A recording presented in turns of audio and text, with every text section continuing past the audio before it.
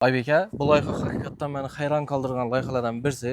Sabab shuncha odamlar uchun, xalq uchun shuncha sharoitlar yaratilgan. Bu proyektingiz haqida bir ozgina qisqacha bir odamlarga tushuntirib, tanishtirib o'ting. Bu proyektni 2020-yilda boshlanamiz o'zi aslında sheriki umid bilan. Birinchi ben elde tarafından boshlanamiz. Fasadni kirpich. Bize birinchi, ikkinchi etaj chiqqan vaqtida ko'pchilik biz yana gelmeyen.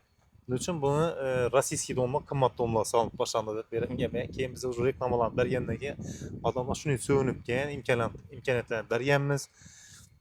Şu derecede klientdan birini o'zine yarasha hamma mijozlarni so'nib olgan bir yerdan.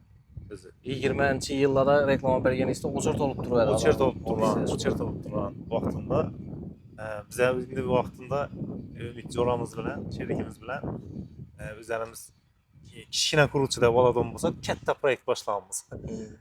O'zi bu loyihaning ishining kengayib ketishi eldan plani bormadi yo yo'qmidi? Plani bo'lgan, lekin astan qilamiz deb o'ylaymiz biz. Lekin biz shu bu loyihamiz o'xshagandan keyin, masalan, hozir biz bir podyezddan quramiz deb boshlaymiz, lekin odamlarga yaqqandan keyin biz уже ben taraflardan davom etib berganmiz. Aybek aka, bolalarni yaxshi ko'rasizmi deyman. Bunday nechta plashadkadan bir emas, menimcha 3-4 tanasi qurilib turibdi bu yerda. Albatta yaxshi ko'ramiz. Bizning o'zi otamiz dehqonchilikka qiziqqan, dehqon bo'lgan, ekan tadbirkor bo'lgan.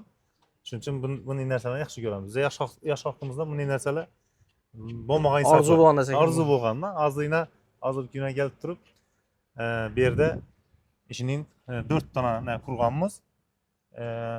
Mijozlarimiz uchun, bolalarimiz uchun bolalar bu yerda chiqib o'ynasa, o'zi ertaga o'ynasa, shunday narsa bor ekan, bolani o'zi bilan o'zi ishini yerlarda yoqib o'ynasa, immuniteti ko'tariladi ekan va o'zina bo'lgan ishonchi bo'ladi ekan.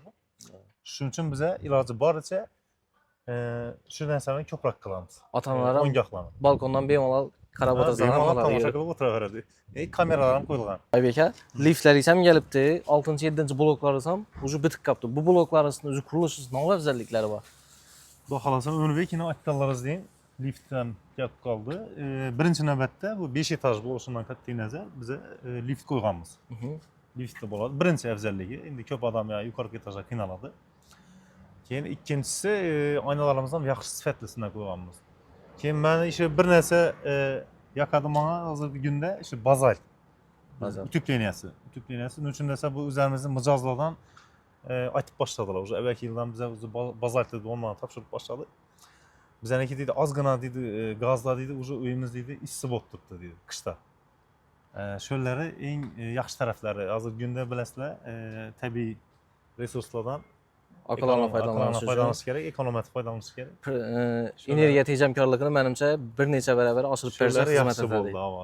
Endi to'g'risini aytsam, boshida o'zim ham bazalt ne bo'lgan o'ylanganman, nechik bo'ladi ekan deb. Lekin hozirgi kunda oddiy o'zlarimizning shu uchastkalar bo'lsin, boshqa bo'lsin, hammasini bazalt quramiz. Uchun desa, buni foydasi ham katta bo'ladi ekan. Katta haqiqatdan byudjet taraflama ham, har taraflama. Yashash sharoit taraflama ham menimcha ko'p foydasi deydi. To'ppa-to'g'ri. Aybek aka, bu loyihangizdan menimcha oxirlagan, o'zi yakunlanagan, buni tenda inchik mashaqqatlar, inchik qiyinchiliklar yotibdi. Buni tenda ko'p mehnat yotadi. Avvalambor ustalarimiz birinchi navbatda, agar ustalarimiz bo'lmasa, mehnat qiladigan odam bo'lmasa, biz ham kichik proyekt yaratsak ham 100 etaj proyekt chizsak ham foydasi yo'q. Birinchi navbatda ustalarda bo'layman, ikkinchi navbatda yana o'zlarimiz bitta harakat qilamiz, mijozlarimiz bizga bo'lgan ishonchi. Keyin misol bir daraxtni eksangiz ham uni sug'ormasangiz, tena o'g'it bermasangiz, parvarish etmasa o'smaydi. Shuning uchun bizlar ham shu boshlangandan shu narsani bir nihol-dab bilamizda, parvarishlab, sifatli qilib odamlarga yetib berishga harakat qilamiz. Ko'pchilik asir emas, bugungi kunda ishonchli qurilish kompaniyalari sifatli xonadonlarni topish qiyin. Agarda siz ham qurilishi yakuniy bosqichga yo bo'lmasa kadastr hujjatlarini ega xonadonlar kerak bo'ladigan bo'lsa, bemalol Xorazm Elite House qurilish kompaniyasidan murojaat etishlaringiz mumkin. Pastda nomer qoldiramiz, bemalol telefon urib bog'lanaverasizlar.